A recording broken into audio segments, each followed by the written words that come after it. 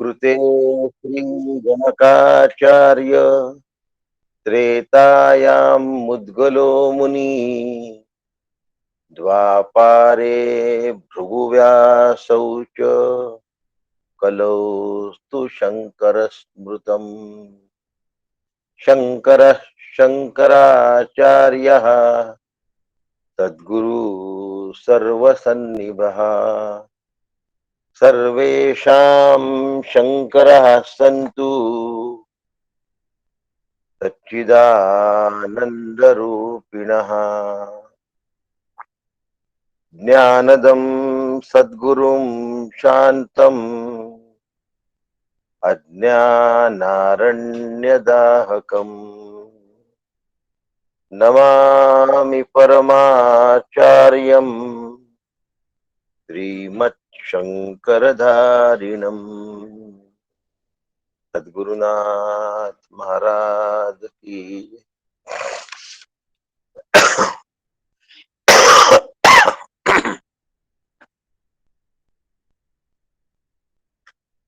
ओम पूर्णमदः पूर्णमिदं पूर्णात् पूर्णमुदच्यते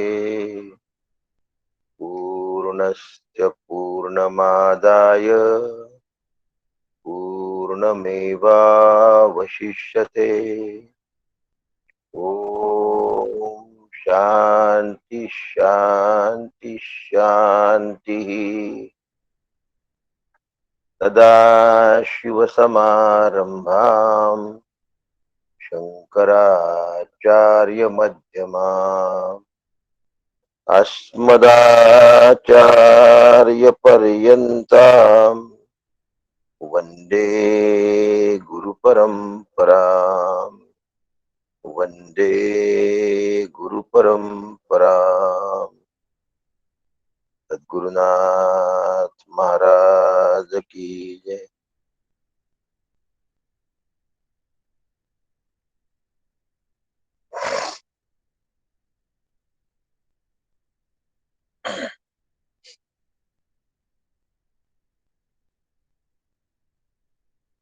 सद्गुरूंना वंदन करतो. परमपूज्य मंदाताईंना वंदन करतो. आणि आपण सगळे ज्या जोमाने या ठिकाणी हजर आहात सकाळी, त्या सगळ्यांना इंदोरहून वंदन करतो. माझं वास्तव्य इंदोरला आहे आणि इथून उपनिषद घ्यायचं संधी मिळते. वास्तूचं पावित्र्य वाढतंय. श्रुती मंत्रांचा जागर ज्या घरामध्ये होतो त्या घरात पवित्रता संचार करत. आणि आजचा आपण मंत्र म्हणूया, अंधतमः प्रविशन्ति ये अविद्यामुपासते ततो भूय इव ते तमो यौ विद्ययामृताः.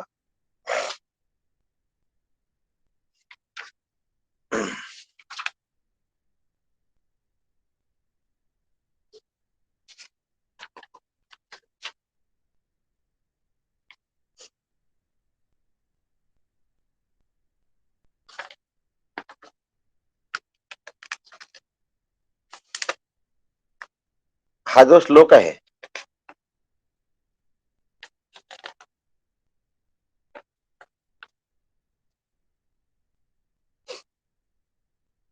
हा सौ शैलजाताईंनी घेतलेला आहे आणि त्या श्लोकासारखाच आजचा श्लोक आहे. अंधतमः प्रविशन्ति ये संभूतिमुपासते ततो भूय इव ते तमो यौ संभूत्यामृताः. आज आपण 12वा श्लोक घेतोय, मंत्र घेतोय आणि असाच, बरोबर असाच 9वा मंत्र त्यांनी घेतलेला आहे. अंधतमः प्रविशन्ति ये, आणि इथे ये असंभूतिमुपासते आहे आणि 9व्या मंत्रामध्ये ये अविद्यामुपासते आहे. पुन्हा खालचं चरण ततो भूय इवते तमो येऊ इथपर्यंत सारखे आहे, साधर्म्य आहे. आणि विद्यायाम रता हा 9व्या मध्ये आहे आणि संभूत्यायाम रता हा 12व्या मध्ये. त्याच्यामुळे 9व्या श्लोकाची सांगण्याची जी ढब आहे, जी शैलजाताईंनी आता 2-3 दिवसात तुमच्या समोर व्यक्त केली, बरोबर तीच ढब या मंत्राची सुद्धा आहे. जी 9व्या मंत्रामध्ये आहे तीच 12व्या मंत्रामध्ये आहे, पण अर्थात फरक आहे. असंभूतीची म्हणजे अव्यक्त प्रकृतीची उपासना करतात, तिथे अविद्येची उपासना करतात आहे. आणि संभूती म्हणजे कार्यब्रह्म, ज्याला हिरण्यगर्भ असं आपण म्हणतो, त्या ठिकाणी विद्यायामृत आहे. आता ह्या दोन मध्ये काय फरक आहे याचा आपण आज सविस्तर हे घेऊया. कारण आजच्या श्लोकामध्ये व्यक्त आणि अव्यक्त या उपासनेचा समुच्चय सांगितलेला आहे. आणि याच्या आधी कर्म आणि उपासना यांचा समुच्चय सांगितला आहे.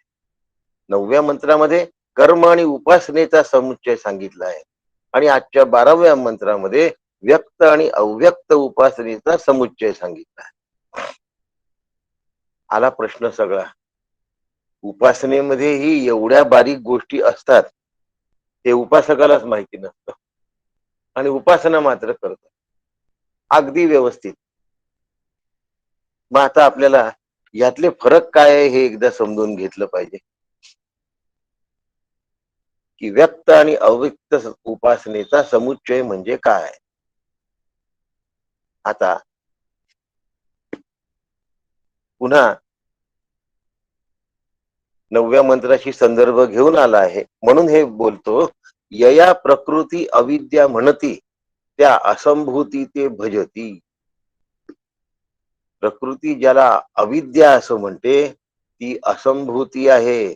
तया प्रकृती लय होती तेथे दुःख नसे. आता असंभूती म्हणजे काय आणि संभूती म्हणजे काय. अंधतम प्रविशंती ये असंभूती उपासते. आता असंभूतीची उपासना म्हणजे काय आणि संभूतीची उपासना म्हणजे काय. आणि तिथे प्रकृतीचा लय होता, त्रिविध तापही राहत नाही आणि दुःख भयादी चिंताही राहत नाही. म्हणजे ही अवस्था आपल्यासाठी छान आहे की नाही. सगळ्यांना काय वाटतं, वा वा वा, सुख दुःख दुःख मिळतच नाहीये एक भाग, भय पण तिथे नाहीये आणि चिंता पण तिथे नाहीये. म्हणजे ही अवस्था ब्रह्मस्वरूपाशी मिळती जुळती आहे, ब्रह्मच आहे असं वाटत. पण नाही. असंभूती शब्दाचा अर्थ अव्यक्त प्रकृती, शून्य असा होतो. आणि शून्याची उपासना ही घातक असते. आणि आचार्यांनी त्यांच्या भाष्यामध्ये सांगितलं आहे. काय म्हणतात आचार्य त्यांच्या भाषामध्ये, असंभूती असंभवत वाक्य वापरलंय त्यांनी.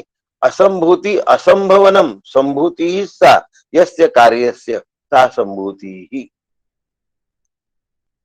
असंभूती असंभवनम म्हणजे ज्याचा जन्मच होत नाही, जो पैदाही नाही होता, ज्याचा जन्मच होत नाही ते त्याला संभव म्हणायचं की असंभव म्हणायचा. संभव शब्द मराठी हिंदीत सारखाच आहे. संभव आम्ही युगे युगे है ना. जो पैदा ही नहीं हुआ, ज्याचा जन्मच झाला नाही, उसका अस्तित्व संभव ही नहीं है. ज्याचं अस्तित्व असूच शकत नाही. आणि म्हणून अव्यक्त प्रकृतीचं अस्तित्वच नाही, पण आम्हाला प्रकृतीचं अस्तित्व खरं वाटतं. जग खरं वाटतं की नाही. माझा देह खरा वाटतो की नाही, माझा देह आहे असं वाटतं की नाही, माझं घर आहे असं वाटतं की नाही, माझं गाव आहे असं वाटतं की नाही, माझा देश आहे असं वाटतं की नाही. ये सब मेरा है असं लगता है. म्हणजे कार्य ब्रह्म खरं वाटतं म्हणून कारण ब्रह्म खरं आहे हे मानावं लागतं. नाही समजलं, कठीण आहे.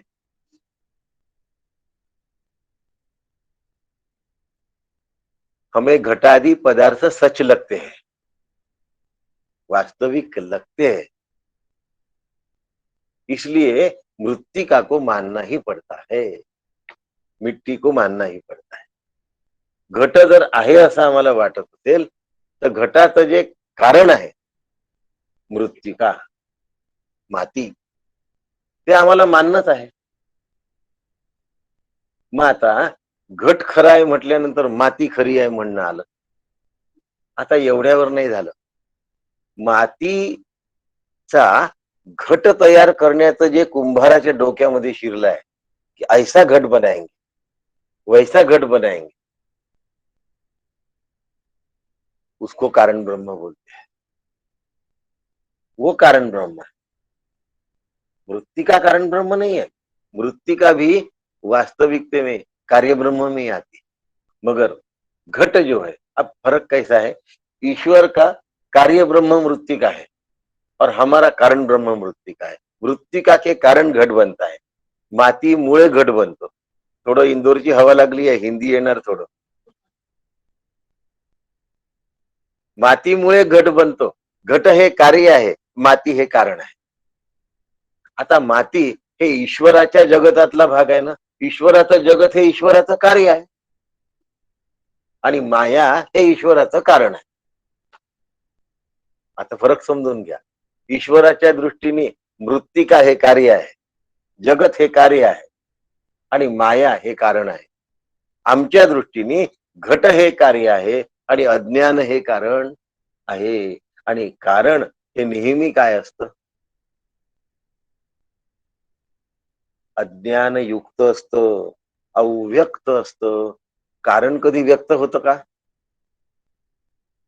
जो कुंभार है, जो घट बनाता है, उसके मन में कैसा घट बनाऊंगा, मूर्तिकार के मन में कैसी मूर्ति बनाऊंगा, यह वैसे उसने बाहर नहीं बताया है, उसके दिमाग में बैठी है. उस बाहर सिर्फ पत्थर दिख रहा है, उसका अनवॉन्टेड पार्ट वो निकाल देगा. त्याच्यामुळे अव्यक्त प्रकृती कळत नाही आणि अव्यक्त प्रकृतीला असंभूती असं म्हटलेलं आहे.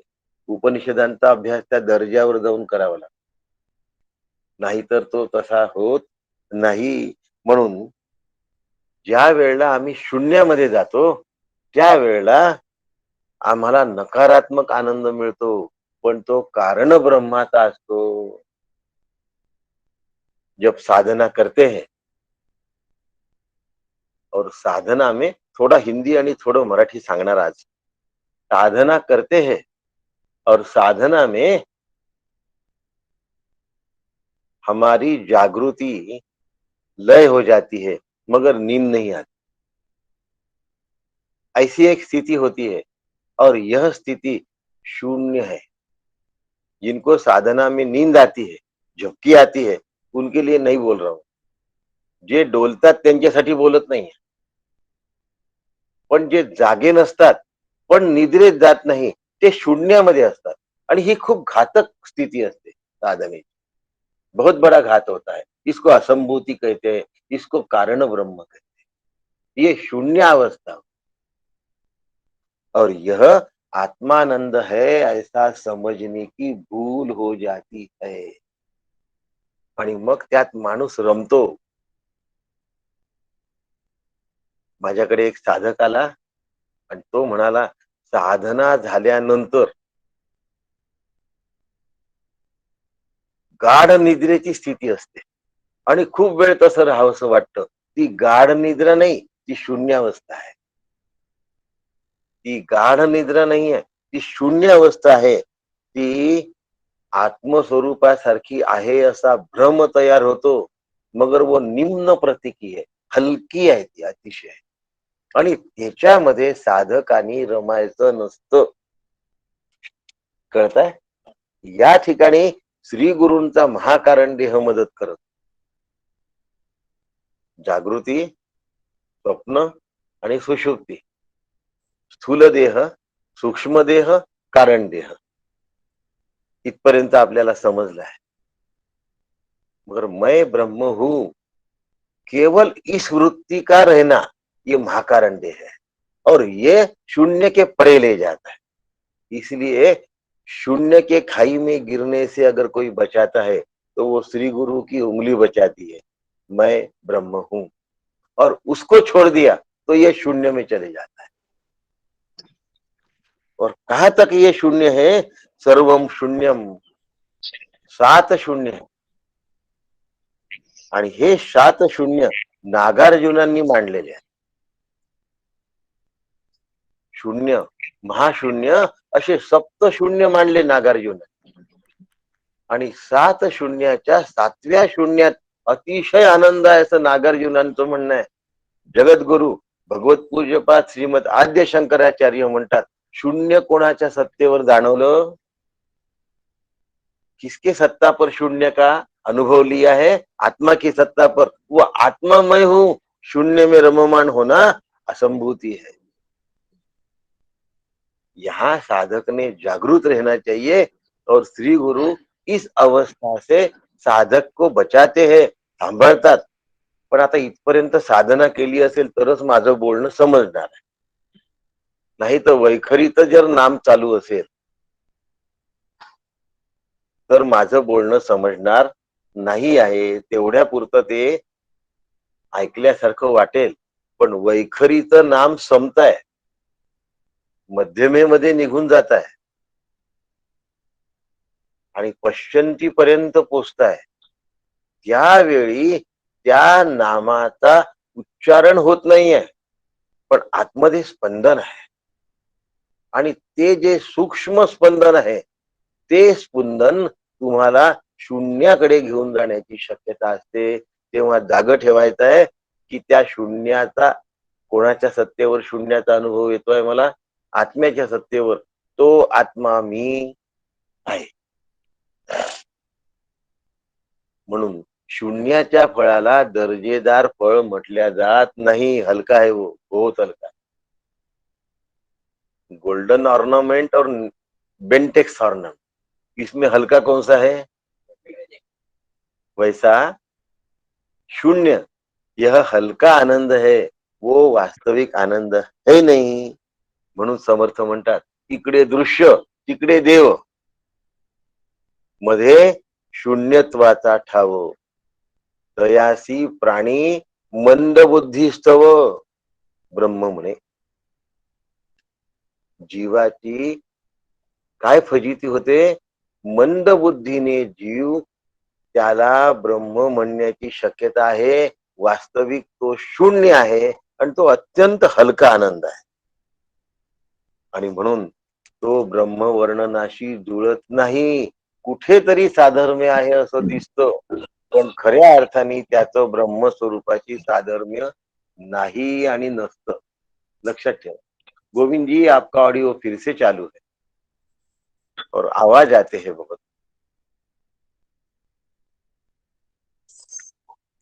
शून्य का आनंद निम्न स्तर का आनंद है. शून्य हलका आनंद आहे आणि हलक्या आनंदामध्ये कधीही शिरायचं नाही.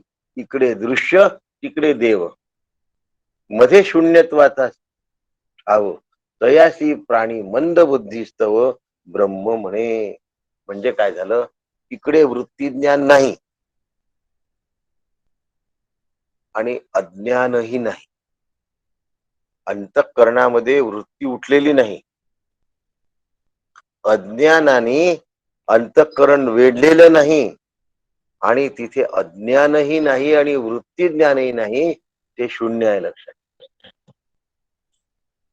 अंतःकरण में वृत्ति उत्पन्न हुई ही नहीं है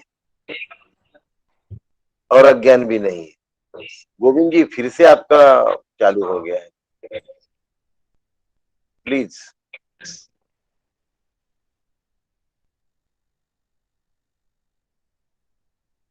विषय बहुत महत्व का है. अगर ये साधना करते समय मालूम नहीं हुआ ना, तो शून्य में हम कब खुद को जिंदगी खपा देंगे, समझ में नहीं आता. और ऐसे वक्त अगर व्यत्यय हो तो कंसंट्रेशन नहीं होता. इसलिए ध्यान रखो कि जागृतीतलं सुख मनाला होतं. निद्रेमध्ये मन आणि बुद्धी दोन्ही नसते. म्हणून निद्रेमध्ये अंतःकरणच नसल्यामुळे सुख आणि दुःख याचा अनुभव येत नाही. आणि तो अनुभव येत नाही, तो अनुभव छान आहे असं वाटतं. तो अज्ञानजन्य अनुभव आहे. शून्यामध्ये असंच असतं. शून्यामध्ये असलेलं छान वाटणं हा चांगला अनुभव नाही आणि नसतो. खूप बरं वाटतं. त्या अनुभवात राहावंसं वाटतं. देवासमोर बसलोय, जप करतो आहे. जप करता करता माळ गळून पडलेली आहे, पण झोप आलेली नाही. जागृती है, निद्रा नहीं है, जब भी शुरू नहीं है. इस वक्त की जो स्थिति है वो शून्य अवस्था है और यह अवस्था बहुत मीठी होती. खूप गोड वाटतं, खूप चांगलं वाटतं, की जाऊच नाही असं वाटतं, याच्यात राहावं असं वाटतं, मला ईश्वर पावला असं वाटतं. पण ती शून्यावस्था आहे, तो धोका आहे. काहीही नसणे ही चांगली अवस्था नाही आहे. ब्रह्मस्वरूपाचं भान असतं. समाधीमध्ये ब्रह्मस्वरूपाचं भान असतं आणि शून्यामध्ये भान नसतं, हरवलेलं असतं. आणि म्हणून त्यात राहावंसं वाटणं, त्याला चुकवून मंदबुद्धी मनुष्य ब्रह्म समजतो. पण तो ब्रह्मानंद नव्हे. निद्रानंद ब्रह्मानंद आहे का? नाही. तसं शून्यानंद हा ब्रह्मानंद नाही. ज्याला गुरुप्राप्ती झाली तोच या ठिकाणी विचार करू शकतो. नाही तर हे कुणाच्या सत्तेवर झालं, हा विचार ज्याच्या अंतःकरणात येत नाही, तो जन्म शून्यामध्ये हरवून जातो आणि तो शून्याच्याच आनंदामध्ये राहतो. पण कुणाच्या सत्तेवर, कुणाच्या प्रकाशात मला हा आनंद मिळतो, तो आत्मा मी आहे. सकल दुःख निवृत्ती. आता त्याची दुःख गेलं की नाही? काय वाक्य आहे या ठिकाणी आचार्यांचं? तस्याः असंभूती प्रकृती ही कारणम अविद्याम अव्याकृताख्याः तामसंभूतीम ताव कृताख्याम प्रकृतीम. आता कारणम अविद्याम ते म्हणतात दुःख गेलं, या अवस्थेमध्ये दुःख हरवून गेलेलं आहे आमचं, पण दुःखाचं कारण हरवलेलं नाही. आणि म्हणून काका म्हणतात तेथे सकल दुःख निवृत्ती. दुःख जाते, शोक जातो, चिंता पण जाते, मस्त वाटतं की नाही. पण त्याचं कारण गेलेलं नाही. क्या कारण हे? परी कारण राहे मागोती. कारण शिल्लकच आहे. नसे परमानंद प्राप्ती ज्ञान रूप. ती परमानंदाची प्राप्ती नाही, ती ज्ञान रूपता नाही, ती दुःख निवृत्ती नाही. म्हणून वेदांत सांगतं कारणासह वर्तमान सकल दुःख निवृत्ती. कशी दुःख निवृत्ती पाहिजे? कारणासह पाहिजे. कारण जर गेलं नाही तर कार्य जाऊन सुद्धा अर्थाचं सुख मिळत नाही. जरा कठीण झालं, मला माहिती आहे सगळं. जो साधना करता है ना उसको ये समझ में आ गया है, मगर जो साधना नहीं करेगा ना उसको ये समझ में नहीं आएगा. उसके लिए एक उदाहरण बताना. आपल्याकडे एखादा माणूस आला आणि तो म्हणतो मी खूप दुःखात आहे, मला 10,000 रुपये द्या. 10,000 रुपयाची अडचण आहे, तेवढी जर माझी मिटली तर मग माझ्याकडे पैसे मागायला येणारे, ताता लागणारे बंद होऊन जातील, मला त्रास नाही होत. आता त्याला 10,000 रुपये मागण्याची गरज का पडली याचा विचार नाही केला आपण.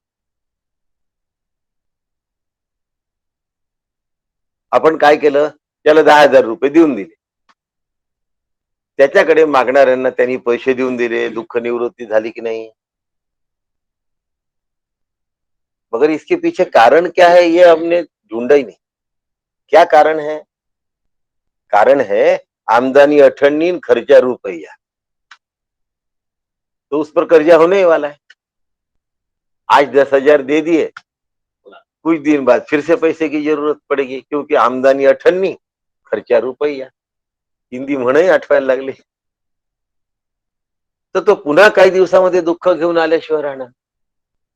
क्योंकि वो दुख का कारण निवृत्ति नहीं हुई, केवल दुख निवृत्ति हुई, वैसा शून्य में है, कारण निवृत्त नहीं होता, तत्कालिक दुख चिंता भय निवृत्ति होती है। और हमको लगता है कि ये ब्रह्म प्राप्ति है, पण ही ब्रह्म प्राप्ति नाही नाही आणि नाही.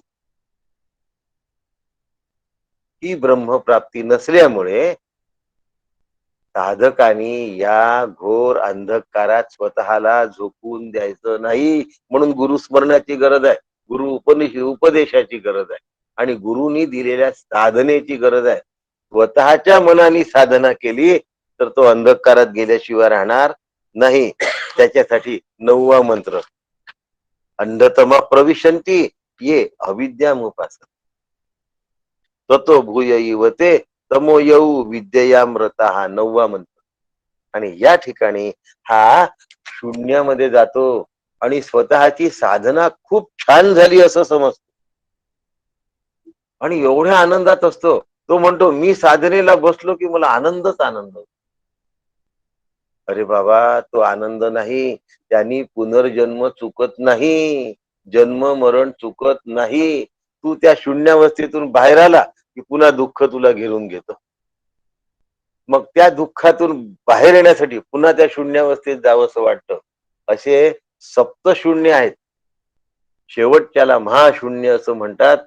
त्याच्या भानगडीत आपण पडायचं नाही, कारण नागार्जुन त्या भानगडीत पडले आहे आणि नागार्जुनांचं म्हणणं भगवत पूज्यपाद श्रीमदाद्य शंकराचार्यांनी खोडून काढल्यामुळे आपण शंकराचार्यांना फॉलो करतो. आपण सप्तशून्यामध्ये शिरायचं नाही. ते खोल खोल खोल खोल खोल शून्य असतं. आजकाल असे चित्र मिळतात, एक वरती दुसरा रंग, त्याच्या आतला दुसरा रंग, त्या खोल खोल खोल बघत राहिले की तुम्हाला काहीतरी मिळाल्यासारखं वाटतं. इथे सगळं गेलेलं असतं, भय चिंता आणि शोक. परंतु त्यातून बाहेर आलं की ते जबरदस्त घेरतं. आणि म्हणून मी आत्मा आहे या गुरूंनी दिलेल्या वृत्तीला सोडता कामा नये.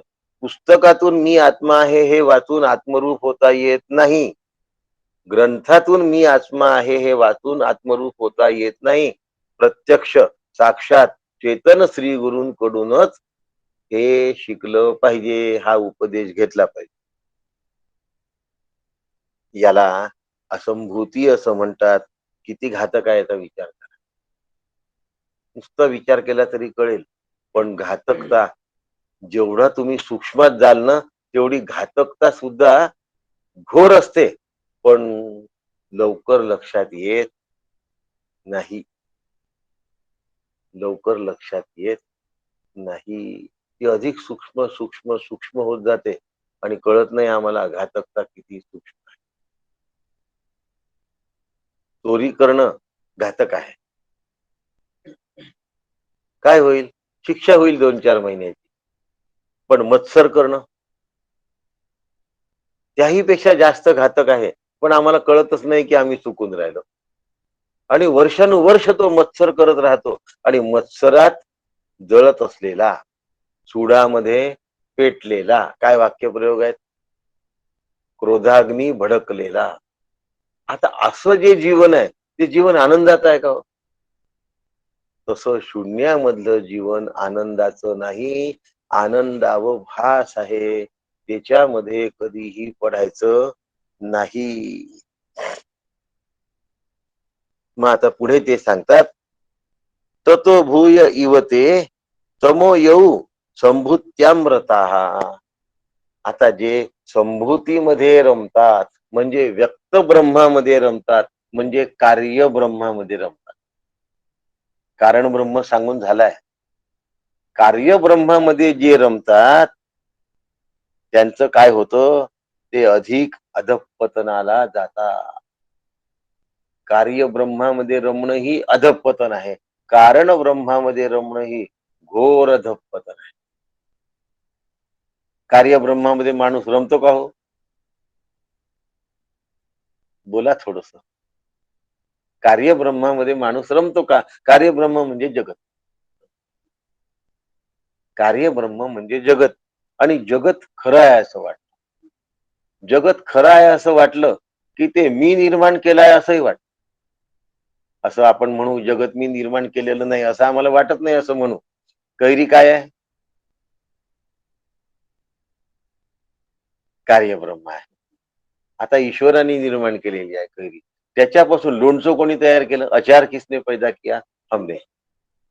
और क्या लगता? मेरे जैसा अचार दूसरा कोई बनाता नहीं. आता कशात रमलो आम्ही? कार्यब्रह्मात रमलो की नाही? आणि मग असे कार्यब्रह्म माझ्यासारखं घर दुसऱ्या कोणाचं नाही. झालं सुरू. त्या रमण्यामध्ये आम्ही स्वरूपाला विसरून गेलो. म्हणून कार्यब्रह्मामध्ये शक्तीची उपासना सुद्धा येते. 5 प्राण आणि 5 उपप्राण यांची सुद्धा उपासना आहे. प्राणोपासना चांगली की वांगली? यदृष्टम तन्नष्टम. याला काय म्हणतात? मरणधर्मी. जे दिसतं ते नाश पावतं. काल जे दिसत होतं ते आज नाश पावलंय. काल मला दूध दिसत होतं, पण आज त्याचं दही झालं. नाश पावलं ते दूध. यदृष्टम तद नष्टम. याला मरणधर्म असं म्हणतात. आणि यज्जन्यम तद अनित्यम. जे जन्माला येतं ते नेहमी अनित्य असतं. ते टिकाऊ नाही राहत. जन्माला आलं ते टिकाऊ राहत नाही. आज आपण भाजी केली घरी, कशी सुंदर लागते चवीला. गरम भाजी खाल्ली, छान वाटली. संध्याकाळी ती सकाळी इतकी चांगली नाही वाटत. मग सांगतात जरा गरम करा बरं. दुसऱ्या दिवशी तिची संध्याकाळ सारखी सुद्धा चव राहत नाही. आणि दुसऱ्या दिवशी संध्याकाळी ती विटलेली असते. यज्जन्यम तद अनित्यम. जे जन्माला आलं ते जाणारच. म्हणून जड वस्तूला उत्पत्ती आहे, म्हणून जड वस्तूला नाश आहे. देह चेतन आहे असं वाटतं, म्हणून देहाला विकार आहे असं म्हणायचं. पण विकार नाशवानत्वाकडेच जातो. विकार कशाला म्हणतात? त्याचा आकार बदलतच राहतो आणि म्हणून त्याला विकार झाले असतात. अस्ति जायते वर्धते पासून विनश्यती पर्यंत 6 विकार आहेत. आणि हे विकार सगळ्यांना लागू पडतात. म्हणून प्राणोपासना, प्राण या तत्वाची जे उपासना करतात ते विनाशाकडेच जातात. प्राणायाम करा म्हणतात, रेचक करा म्हणतात, कुंभक करा म्हणतात. मग आता झालं सुरू सगळं. ही कशाची उपासना आहे? ही प्राणाची उपासना आहे. प्राण अचेतन जड आहे, म्हणून प्राणोपासना करणारा आत्मस्वरूपाला, ब्रह्मस्वरूपाला जाऊन मिळत नाही, नाही आणि नाही. आणि आम्हाला तर प्राणायाम केल्याशिवाय चैन पडत. प्राणायामम प्रत्याहारम नित्यानित्य विवेक विचार. सुनीता थोडा आवाज वाढवा ना, आवाज खूप कमी आहे. माझा आवाज मोठा आहे, मोबाईलचा पण आवाज मोठा आहे. तुम्ही एकदा रिस्टार्ट माझा करा. प्रॉब्लेम आहे का?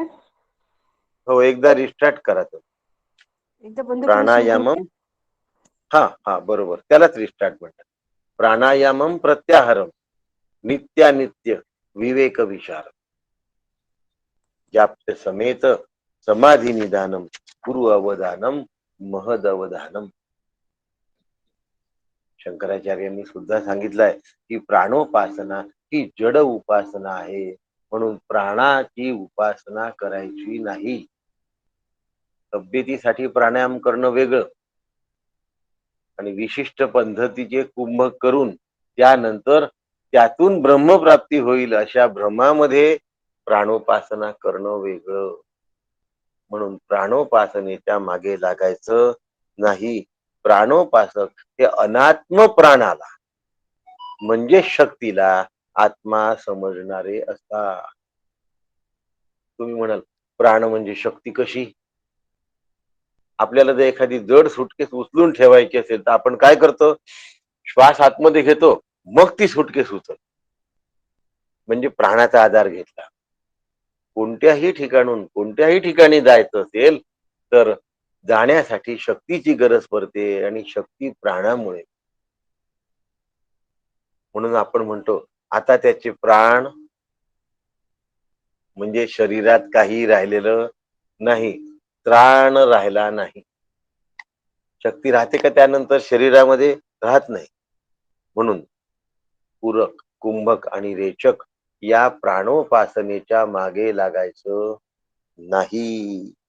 पूरक म्हणजे श्वास घेणे, कुंभक म्हणजे श्वास रोखणे. याच्यात अंतर कुंभक आणि बहिर्कुंभक असे दोन प्रकार असतात. आणि रेचक म्हणजे श्वास सोडणे. प्राण अचेतन जड आहे, मी प्राण नाही, मी आत्मा आहे.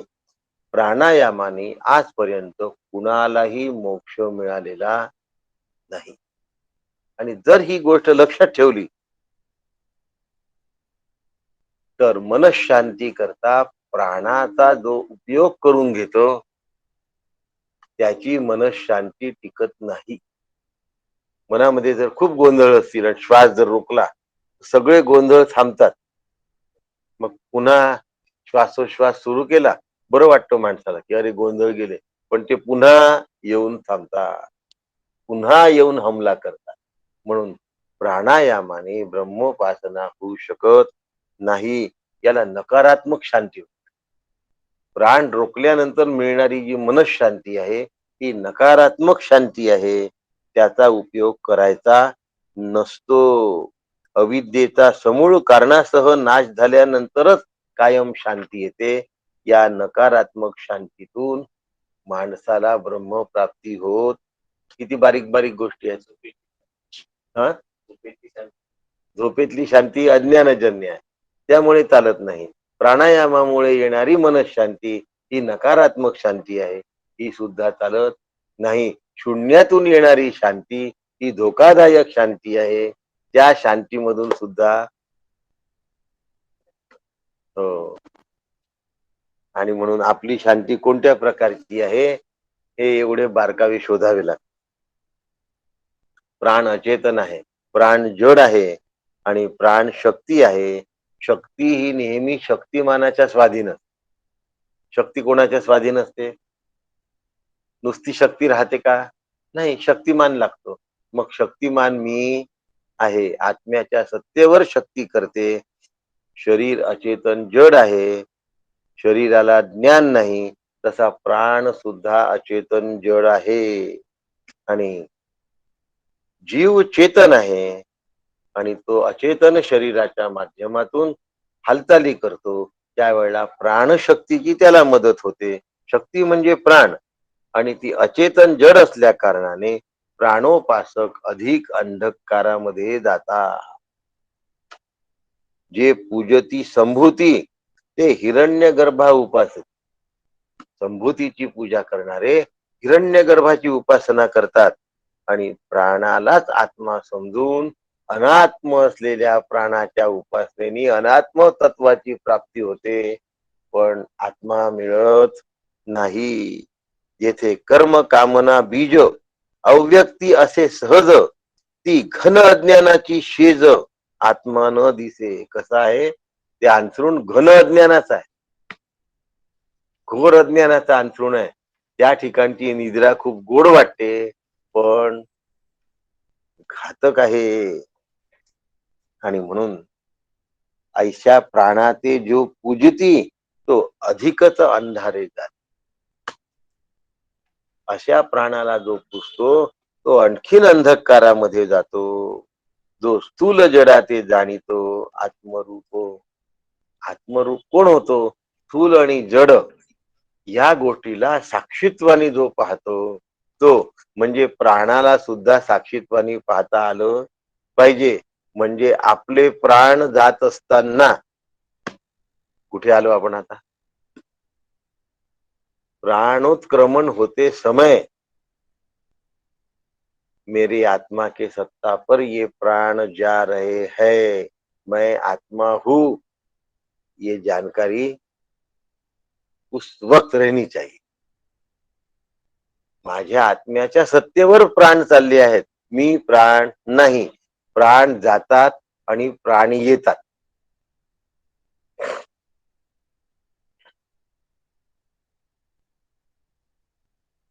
मी प्राण नाही.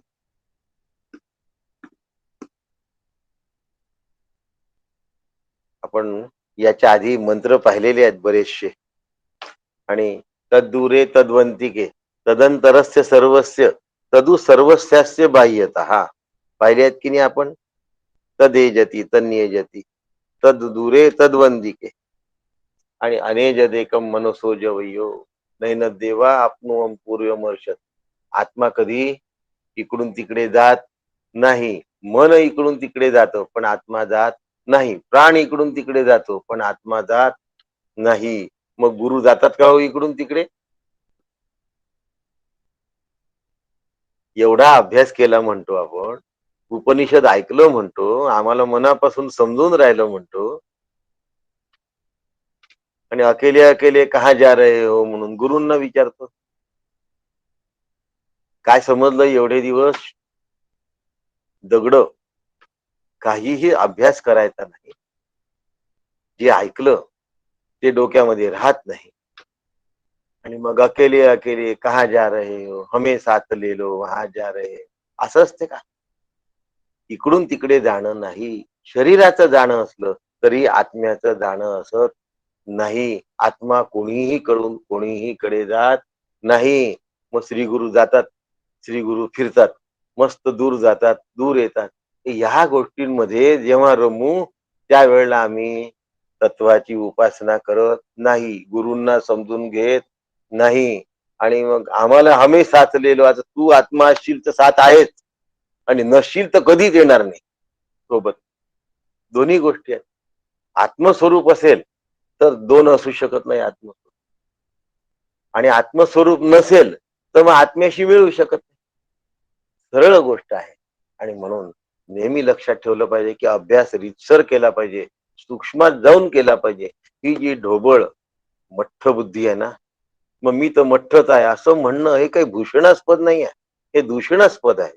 आणि म्हणून ऐसे प्राणाते पूजितो. आता शरीरालाच जो पूजणार आहे त्याला प्राण स्थूल जड आहे हे समजणार नाही. पण जो साधना करून समोर जातो त्याला कळतं की असा मी प्राण आहे. आणि असा अधिक अंधकारामध्ये तो जातो. आत्मा कसा आहे काकांनी त्याचं वर्णन केलं आहे. आत्मा अमन अप्राण. आत्मा अमन. आत्म्याला मन नाही, आत्म्याला प्राण नाही. तेथे वायूचे चलन. प्राणामध्ये काय आहे. वायूचं जाणं येणार. वायू तत्वाचा आहे प्राण. आणि पुढे म्हणतात प्राण एक वायू जाणं जड रस. प्राण कसा आहे. वायू आहे, जड रूप. प्राण कसा आहे. जड रूप आहे, प्राण वायू आहे. तो प्राण मी नाही. म्हणून प्राणोत्क्रमणाच्या वेळेला अब मैं जा रहा हूं, बाय बाय, गुड बाय असं म्हणण्याची गरज नाही. कारण मी जात नाही, मी येत नाही. शरीराच्या जाण्या येण्याशी माझा काहीही संबंध नाही. जी बॅग माझी नाही त्या बॅगचा मी विचार कशाला करायचा. रेल्वेमध्ये बॅग आहे, ती बॅग पडलेली आहे, ती माझी नाहीच आहे, मग मी विचार कशाला करायचा. तसं शरीर नावाची बॅग माझी नाही. मग शरीर नंतर शरीर चाललं, शरीर आलं, याचा विचार मला करायची काय गरज आहे. जी माझी बॅगच नाहीये त्याचा मी कशाला विचार करू. म्हणून शरीर जाणं आणि येणं यावेळी दुःख होण्याचा प्रश्न उद्भवत.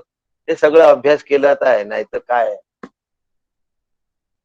प्राणासिनो प्राणपणा तोची चित्तत्वाचा जाणा जय जगताच्या चलना गती असे. प्राणाची जी गती आहे ती चित्तत्वावर आहे. जाणीव जी आहे ना ही चित्तत्व आहे. सत चित्त आणि आनंद. प्राणाची जी जाणीव आहे म्हणजे प्राणाचं जे ज्ञान होतं, ज्ञान हे नेहमी चित्तमुळे होतं. अस्तित्व हे नेहमी सतमुळे कळत. आणि सुख दुःख हे नेहमी आनंदाच्या सत्तेवर असतं. म्हणून जीव सच्चिदानंद रूप आहे.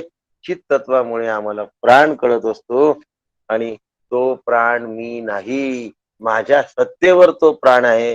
म्हणून प्राण गेला तरी 72, मी जात नाही. एवढी मनाची तयारी झाली पाहिजे विचारांनी. याला कोडगे पण म्हणतात का हो? तुम्ही फार कोरडे आहे, याला कोरडं म्हणतात, याला प्रेम नसणं म्हणतात. अरे माझा प्राण नाहीच आहे, तर मी प्राणावर प्रेम कशाला करू? प्राणाचा माझा काहीही संबंध नाही, शरीराचा माझा काहीही संबंध नाही, मनाचा माझा काहीही संबंध नाही. मग मी मनाच्या ताब्यात असण्याची गरज आहे का, की मनाने माझ्या ताब्यात असावं? मी गेलो तर मन शिल्लक राहणार नाही. आता केनोपनिषद ज्या वेळेला येईल त्यावेळेला तुम्हाला हळूहळू कळायलाच लागेल. सगळे इंद्रिय जातात, प्राण जायला लागला की इंद्रियांचं कासावीस होतात आणि ते म्हणतात प्राणाला तू जाऊ नको, तू गेला तर आमचं काही खरं नाही. पण साधकाचं प्राणा वाचून सुद्धा अडत नाही, कारण तो आत्मा आहे. आत्म्याच्या सत्तेवर प्राणाचं चलन आहे. मी प्राण नाही, मी आत्मा आहे. अशा प्रकारे जेव्हा जाणीव होईल ततो भूयैव ते तमो येऊ संभूत्यामृता. तो कार्य ब्रह्मामध्ये रमणार. प्राण कार्य करतो इकडनं तिकडे, चयापचय सगळं प्राणशक्तीमुळे होतं. जातो येतो, खातो पितो, उठतो बसतो झोपतो, हे सगळं प्राणामुळे होतं. मग कार्य कशामुळे होतं? प्राणामध्ये होतं. म्हणून त्याला संभूती म्हणजे कार्य ब्रह्माची उपमा दिलेली आहे. आणि मी कार्य ब्रह्म नाही, मी कारण ब्रह्म सुद्धा नाही, मी कार्य कारणातीत ब्रह्म आहे. असं ब्रह्म मी आहे. अभ्यास खोल आहे की उथळ आहे? नुसतं ऐकून होणार आहे का? नोट्स काढावे लागतील, चिंतन करावं लागेल आणि भगवद्गीतेचा अभ्यास करावा लागेल. उपनिषद समजणं हे काही भेळपुरी खाणं नव्हे. आणि हे जर आम्हाला नीट कळलं तर आम्ही प्राणोपासनातून आणि शून्याच्या खाईमधून स्वतःला वाचवू शकतो, नाहीतर वाचवू शकत नाही. म्हणून मग काय करायचं आहे? पुढच्या मंत्रामध्ये सांगितलं आहे अव्यक्त आणि व्यक्त उपासनेचं फळ काय आहे. आता आपण प्राणोपासना म्हणजे व्यक्त उपासना पाहिली, कारण ब्रह्माची उपासना ही अव्यक्त उपासना पाहिली. यांचं फळ काय मिळतं हे उद्या सांगणार आहे. उद्या सांगत असताना पुन्हा मी कार्यब्रह्म कारण ब्रह्म सांगणार आहे, कारण एकदम हे डोक्यामध्ये राहत नाही. म्हणून ते सांगून मग त्याचं फळ उद्या सांगणार आहे. म्हणजे मी रिपीट करतो आहे असं समजू नका, पण खोल समजायला काय होतं, अवकाश लागतो, मुरायला जरा वेळ लागत असतो, वाहून जायला वेळ लागत नाही. त्याच्यामुळे चलत त्याग होता, सवेची वाहून जाते, असं होता कामा नये. म्हणून उद्याला पुन्हा मी या ठिकाणी सांगेन. आज इंदोरहून आपल्या सगळ्यांना वंदन करतो आणि या ठिकाणी थांबतो. राम कृष्ण हरी. थोडंच कृष्ण हरी काका.